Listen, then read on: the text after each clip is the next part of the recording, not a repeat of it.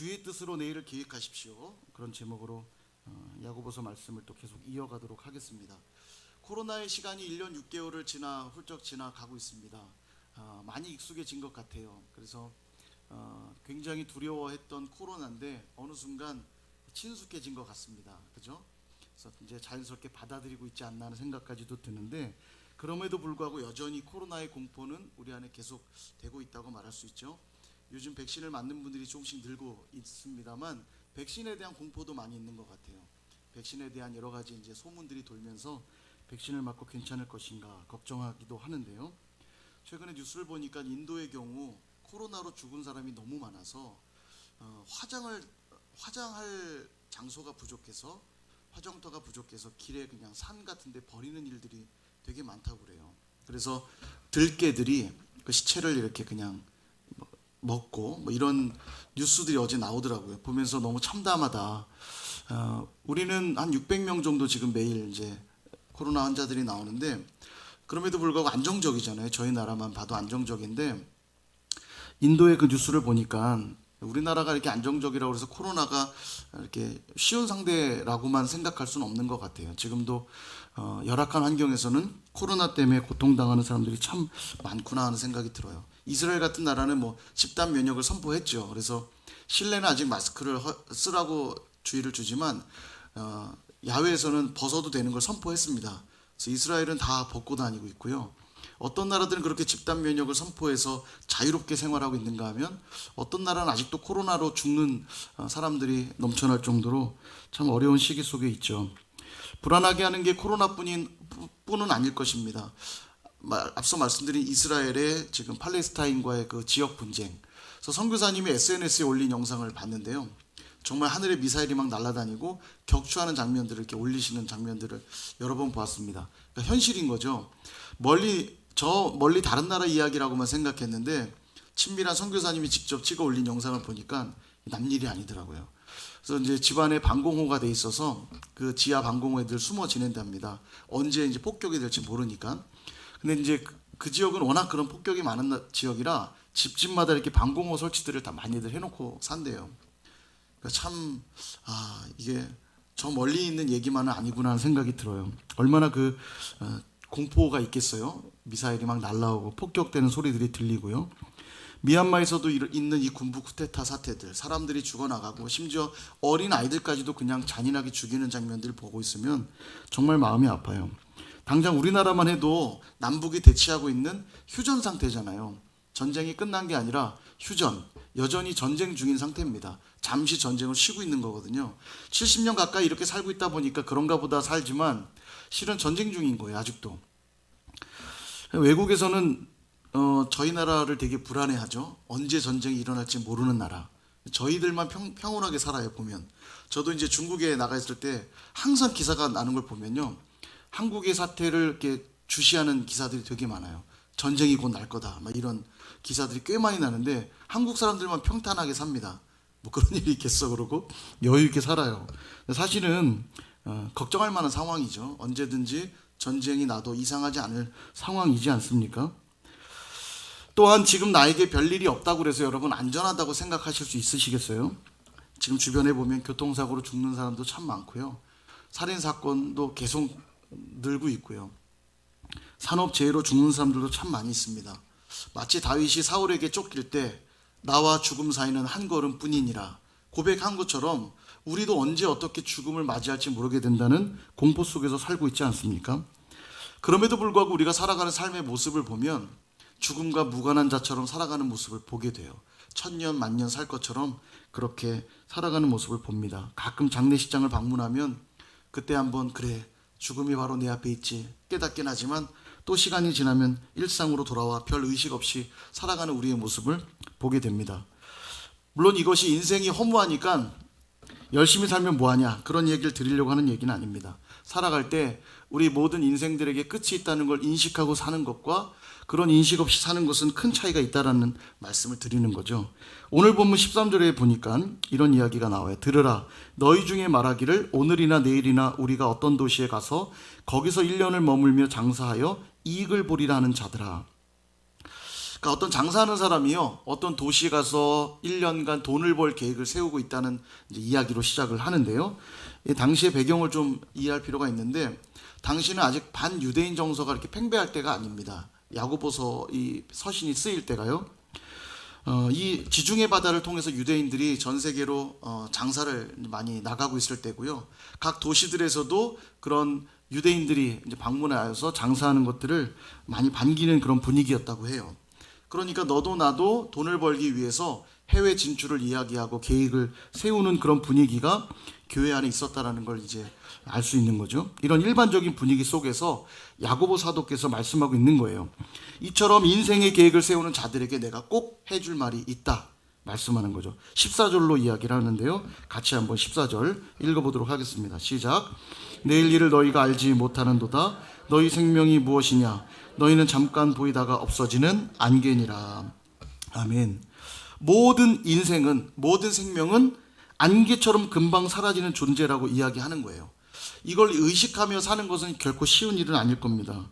앞서 말씀드린 대로 수많은 위험 속에 살고 있지만 우리가 살아가는 모습은 천년만년 살 것처럼 태평하게 그렇게 살잖아요. 죽음을 준비하며 사는 모습을 보기는 쉽지는 않습니다. 예전 중국 사역할 때 그랬던 것 같아요.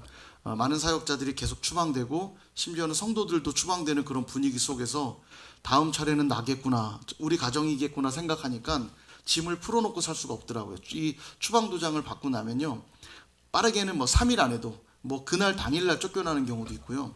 3일, 길게는 일주일까지 시간 주기도 하지만 3, 4일이면 다 나가야 돼요. 그러니까 이제 사역자들이 순서대로 쭉 나가는 걸 보면서 이번엔 우리 차례겠구나. 그러고 나니까 그냥 박스 안에 옷을 넣어놓고 사는 거죠. 옷을 입을 때도 박스에서 그냥 꺼내서 입고 박스에 계속 싸놓고 사는 거예요. 왜냐하면 언제 갈지 모르니까. 그래서 그때 나그네 삶을 참 많이 배웠어요. 이게 나그네 삶이구나. 풀어놓고 살 수가 없는 거예요. 언제든지 내가 여기를 떠날 수 있다는 생각에 그 기억이 나요. 우리가 이제 그 해외로 아울리치 갈 때도 그렇지 않습니까? 해외 아울리치 가면서 짐을 소박하게 싸서 가죠. 여러분 그곳에 가서 살림 차리시는 분 없잖아요. 가가지고 싸간 그냥 그 짐 안에서 소소하게 계획을 세워서 나갑니다. 무계획적으로 나가지 않죠. 자세하게 일주일간 어떻게 생활하고 전도하고 계획들을 자세하게 세우면서 가지만 거기에 눌러 앉는 분은 없습니다. 그저 계획대로 살다가 때가 되면 돌아오잖아요. 그리고 즐겁게 다녀올 수 있는 이유도 어디에 있습니까? 돌아올 집이 있다는 생각에 고생스럽지만 즐겁게 아울리치를 하고 돌아오지 않습니까? 근데 우리 삶을 들여다보면요, 살림은 계속 늘어만 가고 또 편안하고 더 나은 삶만 추구하며 여기서 절대 떠나지 않을 사람처럼 그렇게 자리 잡고 사는 모습이 있지 않습니까? 그게 나쁜 건 아닙니다만 정말로 그 삶이 의미 있는 삶이냐 질문하고 있는 것입니다. 이러한 삶이 정말 마지막을 준비하며 사는 삶이 맞냐 그렇게 질문을 하고 있는 거죠. 저희 가정도 늘 심플 라이프를 꿈꾸며 삽니다. 특히 저희 아내가 늘 삶의 목표예요. 단순하게 살고 싶다. 그래서 저희 가정도 최대한 짐을 줄이자, 버리자 이런 얘기하면 사는데도 이사할 때마다 느껴요. 짐이 왜 이렇게 자꾸 늘지? 노력해도 잘 되지 않더라고요. 삶은 자꾸 늘고 물론 가족이 또 느니까 그렇기도 하지만 쉽지가 않아요. 여러분 미래 계획을 세우는 것이 잘못된 것입니까 그럼? 물론 아닙니다. 야고보 사도는 무계획적으로 살라고 지금 말씀하고 있는 게 아니에요. 15절을 보면 너희가 도리어 말하기를 주의 뜻이면 우리가 살기도 하고 이것이나 저것을 하리라 할 것이거늘. 제가 쉽게 우리말 성경 번역을 좀 붙여봤는데요. 우리말 성경 번역은 이렇게 돼 있어요. 그러니 여러분은 주의 뜻이면 우리가 살기도 하고 이런저런 일을 할 것이다 라고 말하십시오. 이렇게 돼 있어요. 무계획적으로 살라는 뜻이 아니라 어떻게 살라는 얘기입니까? 계획을 세우는데 계획 속에 사는데 주의 뜻이 빠진 인생의 계획은 무의미하다는 걸 지금 말씀하고 있는 것이에요. 항상 우리가 살아가는 삶의 기준은 주님의 뜻이어야 합니다.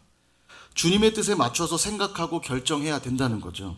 우리가 왜 먹어야 되고 왜 마셔야 되고 왜 입어야 되고 왜 거기 살아야 되고 왜 거기를 가야 하고 왜 그 일을 해야 되는지 이 모든 것이 항상 어디에 있어야 된다고요?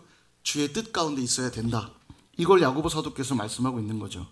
그럼 주의 뜻대로 산다는 것의 의미는 무엇일까요? 교회 안에서 이루어지는 일은 주의 뜻이고 교회 밖의 일은 주님의 뜻이 아니일까요? 그런 기준 당연히 아니죠. 누가복음 12장에 보면 그런 비유가 등장해요. 한 부자가 소출이 풍성한 겁니다. 밭에 굉장히 귀한 이 소출이 난 거예요. 곡식을 쌓아둘 데가 없어서 어찌할까 고민하다가 곡간을 헐고 더 크게 지어서 물건을 쌓아두어야 될 계획을 세웁니다. 큰 곡간 지을 계획을 세운 거죠. 그리고 그곳에 양식들을 쌓아두고 여러 해 동안 먹을 것을 쌓아두었으니 먹고 마시고 즐기자 라는 계획을 세워요. 그랬더니 하나님이 오늘 밤에 내 영혼을 도로 찾으리니 내가 준비한 것이 누구의 것이 되겠느냐. 그 말씀을 자꾸 띄워주시니까 집중이 안 되는데 제가 말씀을 읽을 때만 오늘 밤에 너의 영혼을 도로 찾으리니 준비한 게 누구의 것이 되겠느냐. 그렇게 말씀을 하세요. 다시 말하면 하나님이 배제된 인생의 계획이 얼마나 허무한지 말씀하고 있는 거예요.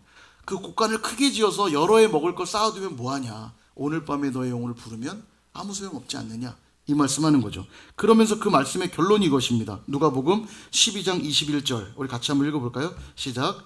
자기를 위하여 재물을 쌓아두고 하나님께 대하여 부여하지 못한 자가 이와 같으니라. 아멘. 주의 뜻대로 산다는 게 뭐냐면 세상을 대하여 부여한 것이 아니라 하나님께 대하여 부여한 자가 되는 것. 이게 주의 뜻대로 산다는 것입니다. 내가 오늘 직장을 다니고 사업을 하며 공부를 해야 되는 이유, 내가 오늘 선일교회 나와 사역하고 예배해야 될 이유, 이 모든 이유가 무엇입니까? 하나님을 위해서여야 된다는 거죠. 말하자면 주님 앞에 서게 됐을 때 하나님이 우리 한 사람 한 사람 보고 잘했다 칭찬할 것인가, 아니면 잘못했다 꾸중할 것인가, 그것의 기준을 잘 가지고 살아야 된다는 이야기예요. 쉽게 말하면 예전에 그 영국의 일간지 더선이라고 하는 그 일간지에 난 실제 기사라고 그러는데요. 우리 돈으로 한 15,000원 정도, 시간당 15,000원 정도 받는 일당을 받는 한 청년이 아주 평범한 일을 하고 있었는데 어느 로또가 당첨이 된 거예요. 얼마 당첨이냐? 110만 파운드, 우리 돈으로 약 한 20억. 대단하죠? 이 정도 안 놀라실 줄 알았어요. 이제 집에 이 정도 다 갖고 계시잖아요, 그죠? 20억 정도는 뭐 저희 이제 선일교회 부유하신 분들이 많아가지고 20억 둘 중에 하나겠죠. 아예 감이 없거나 20억이 얼만큼이지? 20억을 받은 거예요. 너무 좋아서 내가 이 날을 절대 잊지 않겠다. 몸에 로또 당첨된 날짜와 로또 복권 번호를 몸에 막 문신을 새긴 거예요. 너무 좋아서. 그리고 인생의 계획을 세웁니다. 첫째는 어머니 집을 좀 사드려야겠다. 어머니 집을 사드리고, 그 다음 자기 집을 사고 자동차를 사야지. 사고, 그 다음 파티를 열어서 친구들과 정말 신나게 놀아봐야지. 그리고 나서 실컷 논 다음에 대학에 진학을 해야지. 이렇게 계획을 세웠다는 거예요. 그리고 이제 파티를 연 거예요. 어머니 집도 사드리고 자기 집도 사고 차도 사고 드디어 이제 파티를 열어가지고 신나게 파티를 이제 즐기기 시작한 겁니다. 많은 친구들이 모였겠죠. 점점 이 파티가 광란의 파티가 돼가기 시작하더니만 알코올과 이 음란한 파티가 돼버리기 시작한 거죠. 어느 순간 이 미성년자들을 파티에 불러서 미성년자들과 그러면 안 되는 못된 짓거리를 하는 변태 성욕자의 자리까지 간 거예요. 결국은 이제 경찰한테 발각이 돼서 경찰에 체포됐다는 기사였습니다. 허무하죠. 20억을 받았는데 인생이 뒤집어 바뀌어질 것 같이 엄청난 인생의 전환점이 될 거라 여겼는데 불과 이 일이 1년도 채 되지 않아서 일어난 일이었다는 거예요. 얼마나 허무합니까? 세상에 대하여 부여하고 하나님께 대하여 부여하지 않은 인생은 이와 같다는 거예요. 다 가진 것 같았는데 결국 초라해지고 비참해질 수밖에 없다는 거죠. 요즘 우리가 묵상하는 사울의 모습과 꼭 닮아 있지 않습니까? 왕이었기 때문에 그는 다 가진 존재 같았습니다. 그러나 누구보다도 불쌍하고 초라하고 비참한 사람이었죠. 이유가 뭡니까? 그의 인생 계획에 하나님이 쏙 빠져 있기 때문에 그랬다는 것입니다. 하나님께 대하여 부여하지 못한 그의 인생은 비참하고 초라하고 불쌍할 수밖에 없다는 거죠. 모든 그리스도인들은 항상 이 말씀을 기억할 필요가 있어요. 마태복음 6장 33절 우리 같이 한번 읽어보겠습니다. 시작. 그런즉 너희는 먼저 그의 나라와 그의 의를 구하라. 그리하면 이 모든 것을 너희에게 더하시리라. 아멘. 우리 너무 잘 아는 말씀이잖아요. 그리스도인들이 가슴에 새겨야 될 말씀이에요. 그의 나라를 구하는 삶은 뭡니까? 지난 주일 오후 때 주기도문 공부했잖아요. 하나님께 주권을 내어드리는 것. 주권이 있을 때에 그의 나라가 드러난다 하지 않았습니까? 그의 나라를 위해 산단 말은 매 순간 하나님께 주권을 내어드리며 사는 삶을 말하는 거예요. 그의 의는 뭘까? 하나님의 의, 예수 그리스도죠. 예수 그리스도로 말미암아 우리에게 나타난 삶의 변화가 뭡니까? 자녀가 된 거 아닙니까? 하나님의 자녀. 그래서 여러분 성경에 항상 그의 의, 의를 위해 살아라. 의란 단어가 나오면 하나님의 자녀됨과 연결지어 생각하면 거의 맞습니다. 거의 맞아요. 자, 무슨 말이냐면 그의 의를 구하며 살라는 말은 하나님의 자녀답게 살라는 뜻이에요. 그 하나님의 의에 부끄럽지 않게 살라는 뜻입니다. 그러니까 하나님께 매 순간 주권을 내어드리며 살고 하나님의 자녀답게 살아가는 것, 이것이 모든 그리스도인들이 우선해야 될 삶의 내용이라는 거예요. 그렇게 살면 나머지는 주님이 책임져 주신다. 그 말씀하고 있는 겁니다.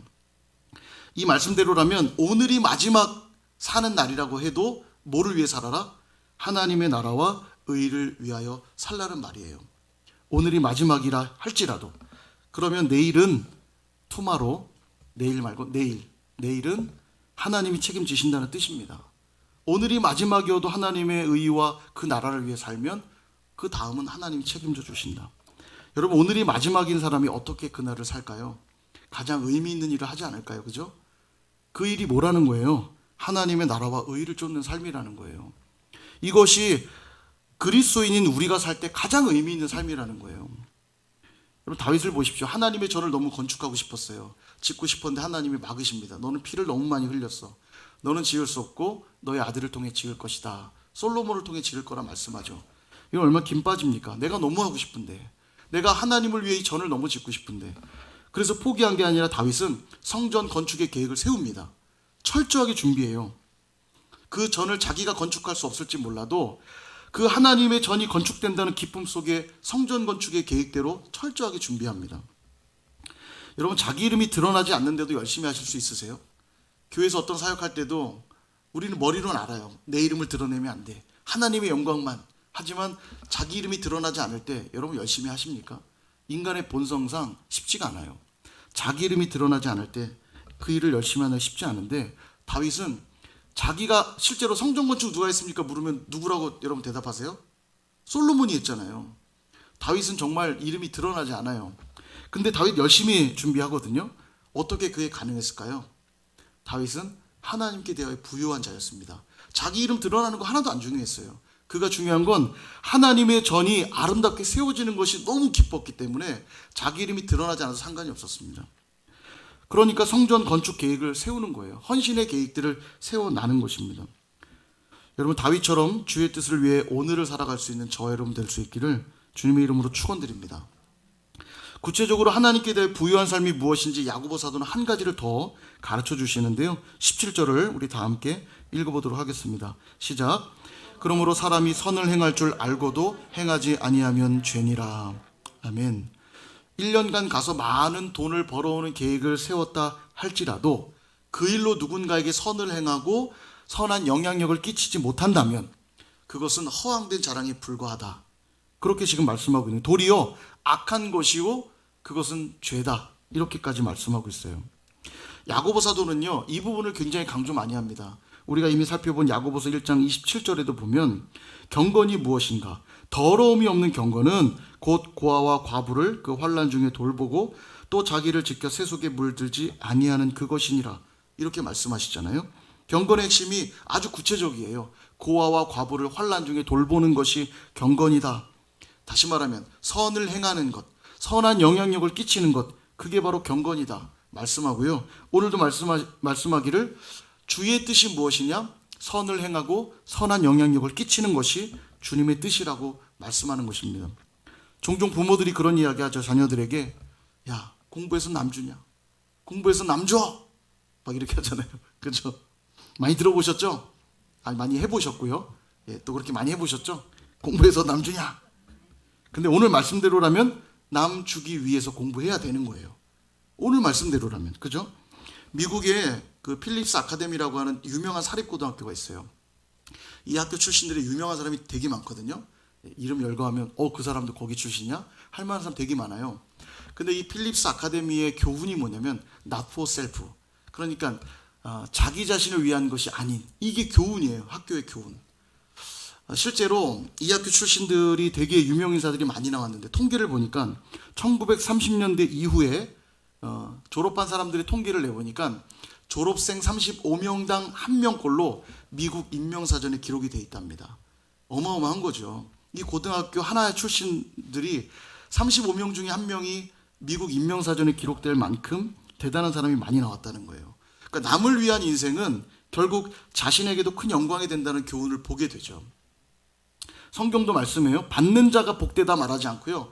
주는 자가 복되도다 이렇게 말씀하거든요. 너무 당연해요. 내가 지금 주고 있다는 것은 이미 내가 받은 자라는 걸 증명하는 거예요. 그러니까 주는 자가 복된 거예요. 받는 자는 나는 지금도 없다라는 이야기밖에 되지 않죠. 그러니까 주는 자가 복되단 말이 당연합니다. 그리고 그런 자들에게는 하나님이 또 더 귀한 것들로 채워주세요. 왜냐하면 그들은 잘 나누니까요. 하나님 그들을 통해 계속 나누게 하시는 일들을 해나가시거든요.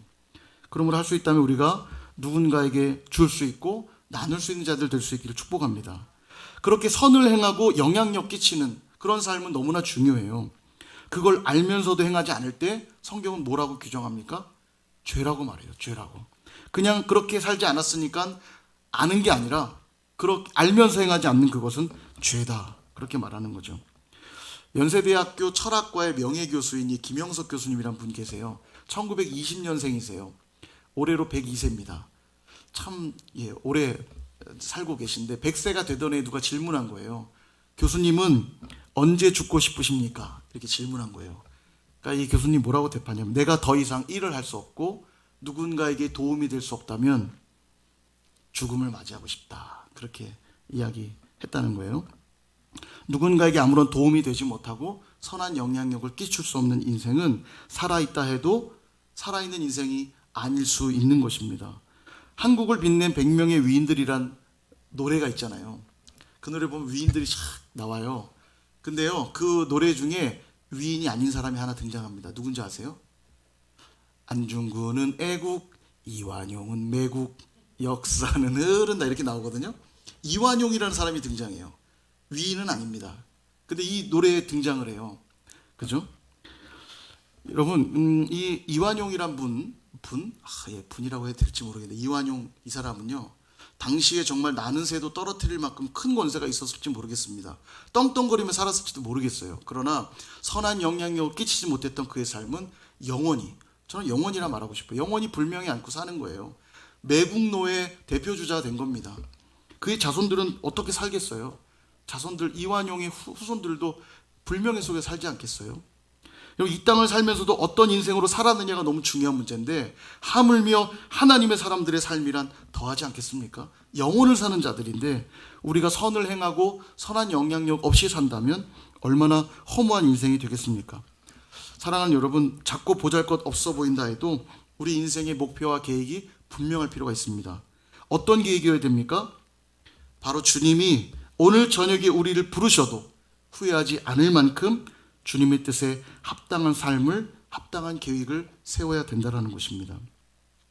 하나님께 대하여 부유한 계획을 세운 자는요, 선을 행하게 되어 있고 선한 영향력을 끼치게 되어 있습니다. 그것이 우리 삶을 하나님께 내어드리는 모습이라고 말할 수 있죠. 거창하지 않아도 괜찮아요. 선한 영향력이란 말 들으면 벌써 부담되잖아요. 아유, 내가 막 유명해져야 될 것 같고 돈도 많아야 될 것 같고. 근데 그런 의미가 아니에요. 거창하지 않아도 괜찮습니다. 나를 불러 세워주신 우리의 가정 안에서, 또 우리 직장 안에서, 또 학교에서, 선일교회 안에서 선한 영향력을 끼치고 선을 행하는 것으로도 충분합니다. 그것만으로도 하나님이 기뻐하실 거예요. 잠언 16장 9절에 이런 말씀이 있죠. 우리 같이 한번 읽어볼까요? 시작. 사람이 마음으로 자기의 길을 계획할지라도 그의 걸음을 인도하시는 이는 여호와시니라. 아멘. 이 말씀의 의미가 뭡니까? 너가 아무리 계획 세워도 걸음을 인도하시는 분 하나님이 소용없어. 이런 말씀하는 게 아니잖아요. 무계획주의자 되라는 얘기가 아니라 걸음을 인도하시는 분이 하나님이시니 걱정 말고 믿음으로 너의 계획을 세우라는 거예요. 담대하게 세우라는 겁니다. 내 뜻이 아니라 주의 뜻을 향한 계획을 세울 때 하나님이 반드시 우리의 걸음을 인도해 주시고 책임져 주신다고 말씀하고 있는 것입니다. 그러므로 가정 안에서의 주의 뜻에 합당한 계획을 다시 세우십시오. 직장에서 사업하면서 다시금 주의 뜻에 합당한 계획들을 다시금 세워보십시오. 교회의 계획들도 세워야 될 것이고요. 교회 안에 각 부서들, 기관들의 사역의 계획들도 다시 한번 주의 뜻에 합당하게 계획을 세워보십시오. 그럴 때 하나님은 가장 선하게 우리의 길을 인도해 주실 줄 믿습니다. 사랑하는 여러분, 인생은 참 허무해요. 다 가졌어도요, 주님이 부르시면 가야 되는 인생이잖아요. 이처럼 세상에 대하여 부한 인생들에겐요, 잃게 될 것뿐이 없기 때문에 세상은 분명 허무할 뿐입니다. 그러나 하나님께 대하여 부한 자들은 죽음 이후에도 누릴 것들 뿐이기 때문에 세월은 허무함이 아니라 여전히 우리에게 주어진 기회이고 은혜입니다. 하나님께 대해 부한 자들은 그래요. 아직도 남은 인생들은 허무한 시간들이 아니라 기회이고 은혜라는 거죠. 동일한 세월을 살면서 허무한 자리에 서 계시겠습니까? 기회와 은혜의 자리에 서 계시겠습니까? 바라기는 저와 여러분 모두가 기회와 은혜의 자리에 서 있을 수 있기를 축원드립니다. 그래서 오늘 죽어도 내 인생은 참 행복했고 보람이 있었다고 고백하면서 하나님께 영광 올려드릴 수 있는 그런 하루하루를 살아가시는 저와 여러분 되기를 주님의 이름으로 축원드립니다.